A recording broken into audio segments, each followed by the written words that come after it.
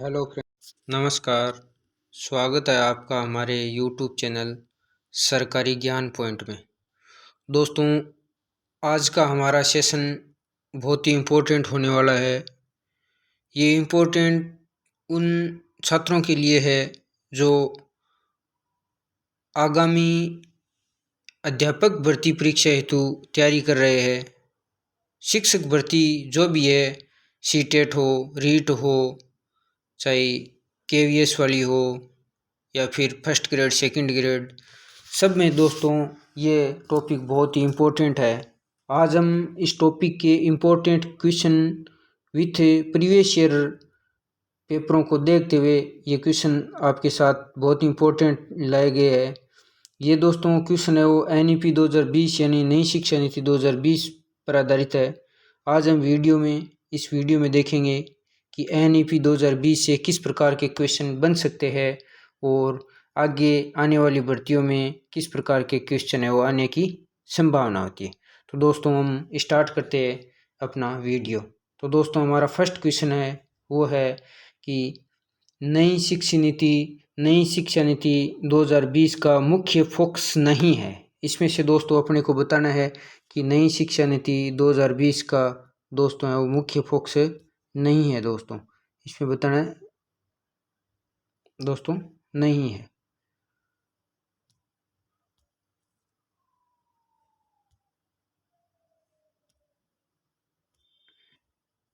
तो दोस्तों हमारा फर्स्ट क्वेश्चन है, निम्नलिखित में से राष्ट्रीय शिक्षा नीति 2020 का मुख्य फोकस नहीं है। यानी इसमें से दोस्तों अपना बताना है कि राष्ट्रीय शिक्षा नीति का मुख्य फोकस नहीं है। पहला ऑप्शन है अपना दोस्तों प्रारंभिक उम्र में व्यावसायिक शिक्षा। क्या दोस्तों प्रारंभिक उम्र से व्यावसायिक शिक्षा देने का मुख्य फोकस है 2020 का। दूसरा है दोस्तों रटने पर जोर देना। तीसरा है दोस्तों बहुभाषी शिक्षा। दोस्तों तीसरा दे रखा है बहुभाषी शिक्षा और चौथा दे रखा है दोस्तों प्रौद्योगिकी शिक्षा। यानी दोस्तों इसमें से अपने को बताना है कि कौन सा फोकस नहीं है। तो दोस्तों प्रारंभिक उम्र से व्यावसायिक शिक्षा भी अपना फोकस है दोस्तों, बहुभाषी शिक्षा भी है दोस्तों, और शिक्षा में प्रौद्योगिकी समावेश भी है दोस्तों। जो ऑप्शन अपना जाएगा वो जाएगा दोस्तों दूसरा, 2 नंबर ऑप्शन है वो है दोस्तों ये है। इसका आंसर सही कौन सा है दोस्तों, 2 नंबर ऑप्शन है अपना।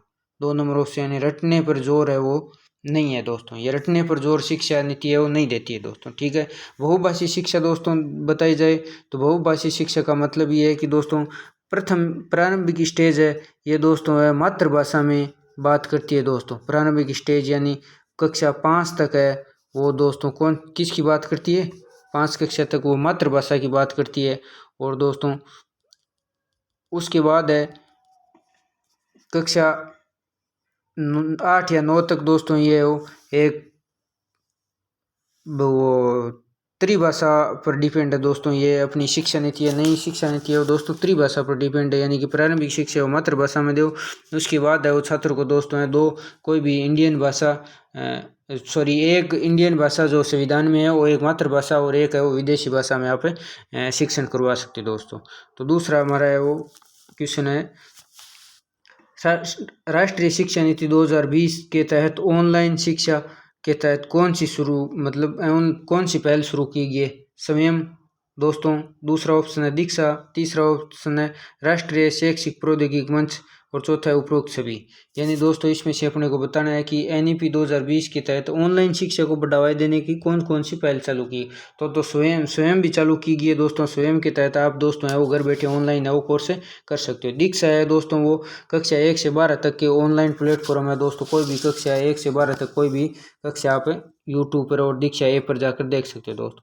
ये दोस्तों राष्ट्रीय शैक्षिक प्रौद्योगिकी मंच भी दोस्तों स्टार्ट किया गया। यानी कि अपना ऑप्शन जाएगा उपयुक्त सभी, अपना इसमें राइट ऑप्शन हो जाएगा उपयुक्त सभी दोस्तों, डी ऑप्शन। तो अगला ऑप्शन अपना अगला प्रश्न है दोस्तों 3 नंबर प्रश्न है एनईपी 2020 के तहत स्नातक यानी यूजी शिक्षा में मल्टीपल एंट्री और मल्टीपल एग्जिट का क्या मतलब है दोस्तों। मल्टीपल एंट्री और मल्टीपल एग्जिट का क्या मतलब, यानी इसका मतलब ये है कि दोस्तों कोर्स छोड़ने पर आपको प्रमाण पत्र डिप्लोमा या डिग्री प्राप्त कर सकते हैं। यानी कि आप नई शिक्षा नीति 2020 के अनुसार दोस्तों अगर आप फर्स्ट ईयर में कोर्स छोड़ते हो, इसका मतलब आपको क्या प्राप्त होगा? सर्टिफिकेट दोस्तों।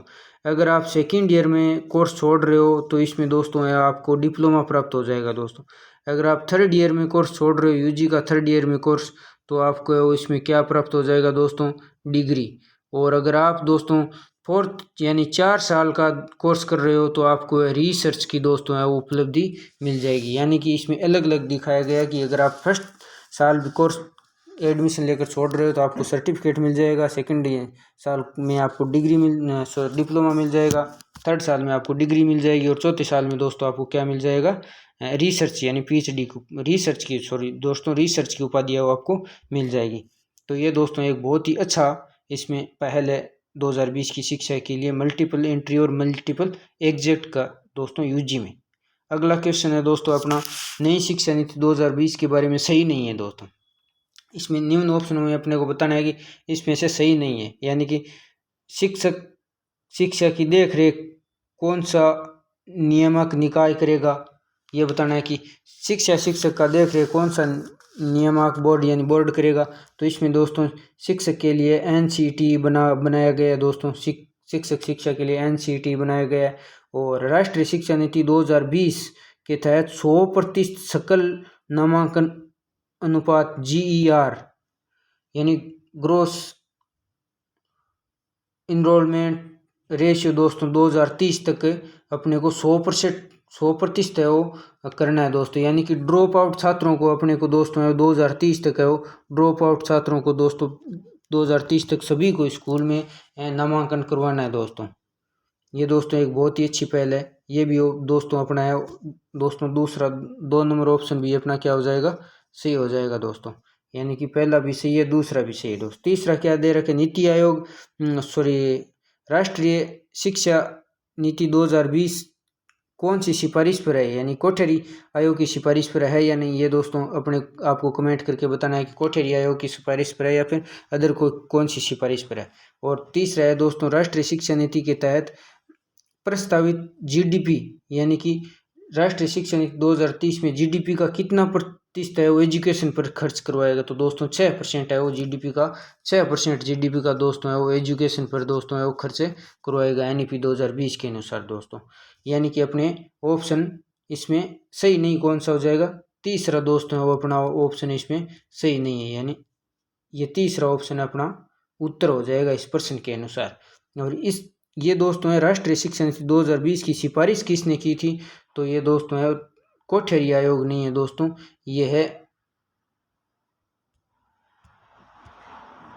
ये दोस्तों कोठरी आयोग ना होकर यह के कस्तूरी रंजन आयोग है दोस्तों। इसरो के पूर्व अध्यक्ष के कस्तूरी रंजन आयोग की अध्यक्ष पर है दोस्तों एनईपी 2000 सिफारिश पर एनईपी 2020 आई थी। अगला क्वेश्चन है दोस्तों कि शिक्षा नीति 2020 प्रारंभिक शिक्षा में किस भाषा नीति पर जोर देती है? यानी कि प्रारंभिक शिक्षा है वो दोस्तों है वो किस भाषा पर है जोर देती है दोस्तों? इसका मतलब है कि दोस्तों इसमें प्रारंभिक शिक्षा है दोस्तों केवल क्षेत्रीय भाषा पर जोर देती है। इसमें दोस्तों यहाँ लिख रखा है प्रारंभिक शिक्षा दोस्तों केवल क्षेत्रीय भाषा पर जोर देती है। और पूरी शिक्षा प्रणाली है 1 से लेकर 12वीं कक्षा तक वो दोस्तों है त्रिभाषा पर आधारित है, 3 त्रिभाषा फॉर्मूला पर आधारित है। यानी अपना इस क्वेश्चन के हिसाब से अपना दोस्तों है आंसर जाएगा दोस्तों, अपना इस क्वेश्चन के हिसाब से आंसर चौथा जाएगा दोस्तों केवल क्षेत्रीय भाषा पर। अगर आप पूरी शिक्षा नीति पर आधारित आ जाएगी तो अपने कौन से त्रिभाषा ऑप्शन पर अपना ऑप्शन चला जाएगा दोस्तों। त्रिभाषा कौन कौन सी हो जाएगी? प्राथमिक यानी 5वीं तक तो आपकी क्षेत्रीय भाषा हो जाएगी दोस्तों, और सेकंड भाषा हो जाएगी दोस्तों वो कोई भी संविधान के अनुसार 22 भाषाओं में इंडियन भाषा में हो जाएगी, और एक विदेशी भाषा अंग्रेजी है, यूरोपियन है, थाईलैंड वाली जो भी आप है, रूसी है, जो भी आप भाषा सीखना चाहते हो सीख सकते हो दोस्तों। आगे अपनी अगला प्रश्न है अपना दोस्तों वो अगला प्रश्न है राष्ट्रीय शिक्षा नीति 2020 में सुझाव दिया गया है विद्यालयों में नया नामांकन दृष्टिकोण है वो नया नामांकन दृष्टिकोण समग्र और सतत मूल्यांकन वाला दिया गया है। और नया विद्यालय संरचना 5+3+3+4 सिस्टम प्रणाली अपनाई गई है। नई शिक्षा नीति 2020 के अनुसार आंकलन का उद्देश्य विद्यार्थियों को शिक्षा में व कक्षा के बाहर कैसे सहायता दी जा सकती है के बारे में जानकारी प्रदान करता है, या फिर मूल्यांकन अधिगम का आकलन के रूप में होता है। दोस्तों इसमें पहला विषय ये अपना दोस्तों, इसमें मूल्यांकन का दृष्टिकोण सतत और समग्र मूल्यांकन होना चाहिए, यानी छात्र का है वो दोस्तों 360 डिग्री वो मूल्यांकन होगा दोस्तों। 360 डिग्री मूल्यांकन का मतलब है कि छात्र को न केवल अब शिक्षक की मूल्यांकन नहीं कर पाएगा, अब शिक्षक के साथ साथ कक्षा के उस छात्र की कक्षा के सहपाठी और दोस्तों स्कूल का पूरा जो भी वातावरण उसके अकॉर्डिंग उसका दोस्तों है 360 डिग्री यानी होलिस्टिक रिपोर्ट कार्ड तैयार किया जाएगा दोस्तों। आगे दोस्तों अगला अपना ऑप्शन आता है दोस्तों 5+3+4 एजुकेशन सिस्टम, वो दोस्तों अगली स्लाइड में आपको समझाऊंगा दोस्तों। और इसमें 2020 नीति के अनुसार है दोस्तों स्कूली शिक्षा के साथ साथ बाहरी ज्ञान भी दिया जाना दोस्तों आवश्यक बताया गया है दोस्तों। इसमें जो डी ऑप्शन है वो दोस्तों गलत हो जाएगा। मूल्यांकन अधिगम का आकलन है दोस्तों, आकलन के रूप में होना, ये दोस्तों गलत हो जाएगा। इसका मतलब अपना आंसर है वो चला जाएगा दोस्तों 2 नंबर ऑप्शन ए बी और सी, 3 सही है, चौथा सही नहीं। अगला है दोस्तों अपना, अगला दोस्तों ये आ गया अपना, ये दोस्तों आ गया अपना वो 5+3+3+4 वाला दोस्तों। इसमें 5 ईयर का मतलब है फाउंडेशन स्टेज, यानी 5 साल आपको फाउंडेशन स्टेज में रहेगा। 5 साल में दोस्तों 3 से 8 वर्ष तक है, यानी 5 साल बच्चा 3 वर्ष में स्कूल यानी आंगनबाड़ी या फिर बाल वाटिका में जाएगा, और फिर पहली और दूसरी पूर्व प्राथमिक कक्षा पढ़ेगा 5 साल। उसके बाद प्रेटरी स्टेज में होगा दोस्तों। इसमें 3 साल रहेगा 3 वर्ष रहेगा छात्र 8 से 11 वर्ष तक, यानी तीसरी चौथी और 5वीं 3 कक्षा पढ़ेगा। उसके बाद मिडिल स्टेज आ जाएगी दोस्तों। मिडिल स्टेज में वो 3 वर्ष फिर रहेगा छात्र, वो 11 से 14 वर्ष तक, और उसमें 6ठी 7वीं और 8वीं कक्षा तक रहेगा। उसके बाद दोस्तों माध्यमिक स्टेज आ जाएगी। माध्यमिक स्टेज है वो 4 ईयर की है दोस्तों।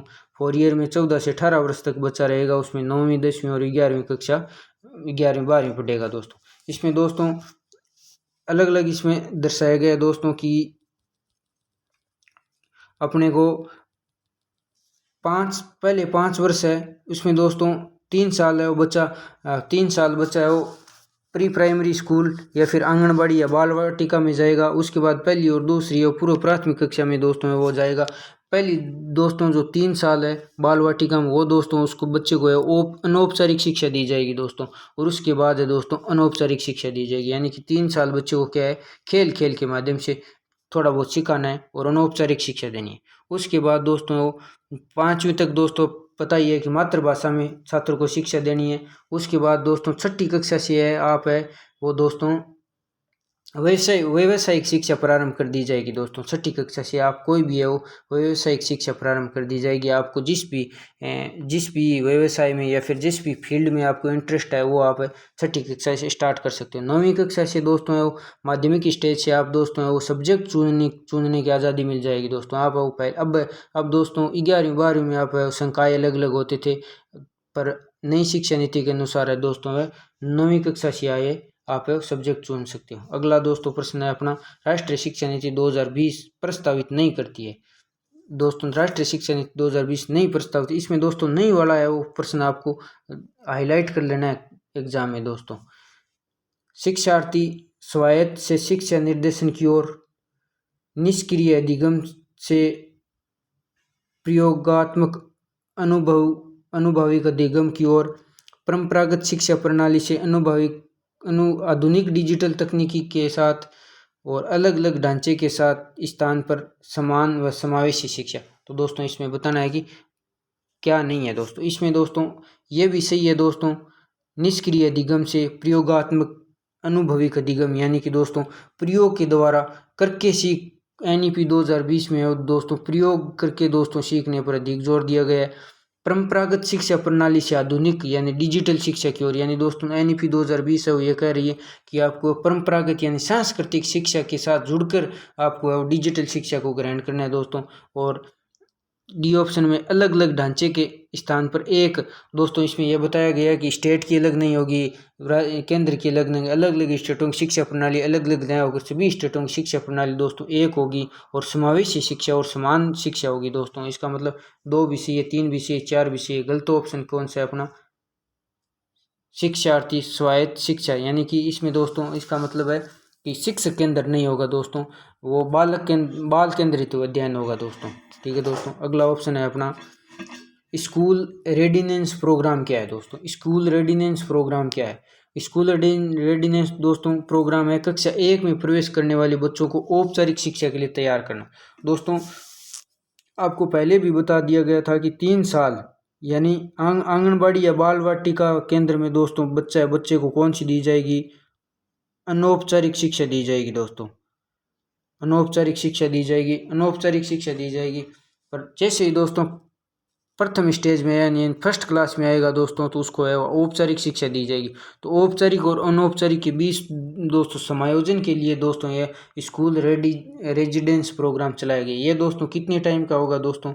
तो ये है दोस्तों आपका टाइम, इसमें इसकी दोस्तों अवधि रहेगी स्कूल रेजिडेंस प्रोग्राम की, वो दोस्तों 12 सप्ताह या 3 माह तक रहेगी। अगला दोस्तों अपना क्वेश्चन है सही नहीं है, निम्न में से कौन सा एनईपी 2000 अनुसार के सही नहीं है? दोस्तों फर्क यानी कि छात्रों की प्रगति के मूल्यांकन के लिए मानक निर्धारण निकाय परख नामक एक राष्ट्रीय आकलन केंद्र स्थापित किया जाएगा। दोस्तों सही है दोस्तों, राष्ट्रीय आकलन केंद्र है वो परख दोस्तों है वो स्थापना, परख की स्थापना की जाएगी। 2030 तक अध्यापक के लिए न्यूनतम 4 ईयर एकीकृत बीएड डिग्री अनिवार्य किया गया। यह भी दोस्तों 2020 के अनुसार सही है दोस्तों। अब दोस्तों थोड़ा बदलाव भी कर दिया गया, 2 ईयर बीएड वाले भी इसमें योग्य हो जाएंगे दोस्तों 2030 के बाद भी। और इसमें दोस्तों अगला ऑप्शन कक्षा 8 से ही शैक्षिक पाठ्यक्रम में व्यावसायिक शिक्षा को शामिल कर लेना। एनईपी 2020 में पहुंच, समानता, गुणवत्ता, सामर्थ्य, जवाबदेही 5 मार्गदर्शन स्तंभ पर आधारित है। तो दोस्तों इसमें ये तीसरा ऑप्शन है ये गलत है दोस्तों, क्योंकि इसमें कक्षा 8 दे रखा है। कक्षा 6 से दोस्तों है वहाँ पे व्यावसायिक शिक्षा वो चुन सकते हो दोस्तों, व्यावसायिक शिक्षा शामिल हो जाएगी इसमें दोस्तों। 8 ना होकर कक्षा 6 है, बाकी ये भी है दोस्तों। ये पहुंच, समानता ये दोस्तों है 5 मार्गदर्शक स्तंभ है एनईपी 2020 के। ये अगली स्लाइड में आपको बता दिया जाएगा। ये दोस्तों एनईपी 5 स्तंभ है दोस्तों। 5 स्तंभ का मतलब AAEQ। ए का मतलब पहले ए का मतलब एक्सेस यानी पहुंच, यानी शिक्षा की सभी तक पहुंच सुनिश्चित करना।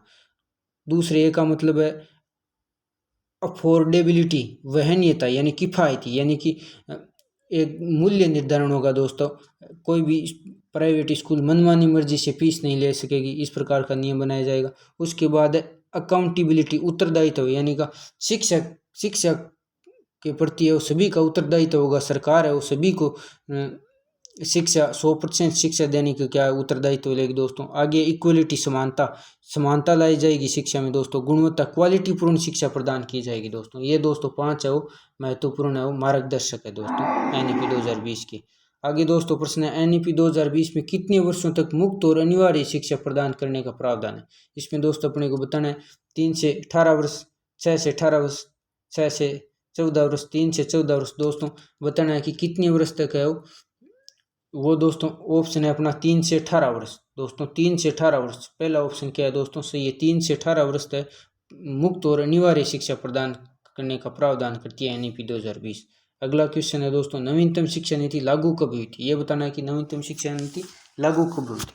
तो दोस्तों अपना सही ऑप्शन है 29 जुलाई 2020। नवीनतम शिक्षा नीति है दोस्तों 29 जुलाई 2020 को नरेंद्र मोदी के कार्यकाल में दोस्तों है लागू हुई थी। अब तक दोस्तों अपनी 3 शिक्षा नीति आ चुकी है दोस्तों। फर्स्ट शिक्षा नीति आई थी दोस्तों, वो आई थी 1968 में दोस्तों, 1968 में आई थी दोस्तों फर्स्ट शिक्षा नीति इंदिरा गांधी के टाइम। दूसरी दोस्तों शिक्षा नीति आई थी 1986 में दोस्तों, 1986 में। कुछ नहीं करना दोस्तों, इस 6 और इस 8 को क्या है चेंज करना है। ये 19 तो सेम ही रहेगा, आगे वाले 6 और 8 को क्या है इस प्रकार से आपको चेंज करना है दोस्तों। यानी पहली शिक्षा नीति 1968 को आई थी, दूसरी शिक्षा नीति 1986 को आई थी, और तीसरी और नवीनतम शिक्षा नीति है वो दोस्तों कौन सी है? 2020 की है दोस्तों। अगर आपको ये पूछ लिया जाए कि 21वीं सदी की शिक्षा नीति कौन सी है, तो 21वीं सदी की शिक्षा नीति है। 19 जुलाई 2020 को नई शिक्षा नीति आई थी, वो दोस्तों 21वीं सदी की प्रथम शिक्षा नीति है दोस्तों। और स्वतंत्र भारत की पूछ ली जाए तो दोस्तों स्वतंत्र भारत की है दोस्तों थर्ड शिक्षा नीति है दोस्तों, ठीक है दोस्तों। और अगर इस शिक्षा नीति लागू हुई थी उस टाइम दोस्तों MHRD यानी मानव संसाधन विकास मंत्रालय का नाम है दोस्तों शिक्षा मंत्रालय कर दिया था दोस्तों। मानव संसाधन विकास मंत्रालय का नाम क्या कर दिया था दोस्तों, शिक्षा मंत्रालय। और इसकी दोस्तों सिफारिश इसको दोस्तों सिफारिश किसने की थी, के कस्तूरी रंगन ने दोस्तों।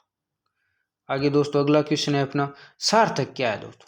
सार्थक क्या है, सार्थक दोस्तों शिक्षा मंत्रालय भारत सरकार द्वारा शिक्षा नीति को क्रियान्वित करने का एक दिशा निर्देश है, दिशा निर्देश जारी किए गए जिन्हें सार्थक कहा जाता है दोस्तों। और उच्च शिक्षा में दोस्तों MPhil को समाप्त कर दिया गया दोस्तों। सार्थक दोस्तों इंपॉर्टेंट है, आप इसको पढ़ लीजिए दोस्तों। शिक्षा नीति भारत सरकार द्वारा शिक्षा मंत्रालय भारत सरकार द्वारा शिक्षा नीति को क्रियान्वित करने के लिए जो दिशा निर्देश जारी किया गया उसे क्या कहा जाता है, सार्थक कहा जाता है। अगला प्रश्न आता है दोस्तों, ये दोस्तों राजस्थान के संदर्भ में राजस्थान की पाठ्यचर्या निर्माण यानी कि राजस्थान पाठ्यचर्या निर्माण कैसे करेगा, तो राजस्थान की 7 डाइट के सहयोग से नवीन पद्धति पर आधारित 4 प्रकार के पाठ्यचर्यों का निर्माण किया जाएगा दोस्तों। 4 प्रकार के पाठ्यचर्या हैं ये दोस्तों। पहला है NCF ECC और ECC का मतलब अर्ली चाइल्डहुड केयर एजुकेशन, और दूसरा है NCF SE यानी स्कूली शिक्षा, तीसरा है NCF TE यानी शिक्षक शिक्षा, और चौथा है दोस्तों NCF AE यानी प्रौढ़ शिक्षा। यानी 4 प्रकार की पाठ्यचर्यों का निर्माण किया जाएगा दोस्तों। किसके द्वारा, 7 डाइट्स के द्वारा 4 प्रकार की पाठ्यचर्यों का निर्माण किया जाएगा। और ये 4 प्रकार की पाठ्यचर्या है दोस्तों, ये दोस्तों अपनी उपरोक्त 4 प्रकार की पाठ्यचर्याओं को निर्धारित करने के लिए दोस्तों क्या है, 3 समितियां बनाई गई है दोस्तों। कितनी समितियां, 3 समितियों का निर्माण किया गया। पहली समिति दोस्तों NCF ECC और SE यानी स्कूली शिक्षा, ECC और स्कूली शिक्षा को निर्माण करने के लिए एक समिति बनाई गई है। दूसरी दोस्तों शिक्षक शिक्षा के लिए एक समिति बनाई गई है, और तीसरी दोस्तों प्रौढ़ शिक्षा के लिए एक समिति बनाई गई। अगला क्वेश्चन दोस्तों अपना आता है, ECC का क्रियान्वयन किसके सहयोग से किया जाएगा, यानी अर्ली चाइल्डहुड केयर एजुकेशन है दोस्तों, जो प्रारंभिक बाल्यावस्था देखभाल है वो दोस्तों किसके सहयोग से क्रियान्वयन किया जाएगा। तो इसमें दोस्तों पहला है वो केंद्रीय मानव संसाधन विकास मंत्रालय यानी अब नया नाम क्या है, शिक्षा मंत्रालय, वो करेगा। दूसरा महिला एवं बाल विकास मंत्रालय के सहयोग से ECC का क्रियान्वयन किया जाएगा। तीसरा है स्वास्थ्य एवं परिवार कल्याण मंत्रालय के सहयोग से, और चौथा है जनजातीय मंत्रालय के सहयोग से। तो यानी उपयुक्त सभी यानी चारों के सहयोग से इनका क्रियान्वयन दोस्तों है वो किया जाएगा दोस्तों। अगला क्वेश्चन है इस प्रकार से दोस्तों है वो अपना NEP 2020 के इम्पोर्टेंट क्वेश्चन है दोस्तों यहीं पर ख़त्म होता है। अगर आपको ये वीडियो पसंद आया तो इस वीडियो को लाइक कीजिए, शेयर कीजिए, और हमारे चैनल को सब्सक्राइब करके बेल आइकन की घंटी को ज़रूर दबा लीजिए। धन्यवाद दोस्तों।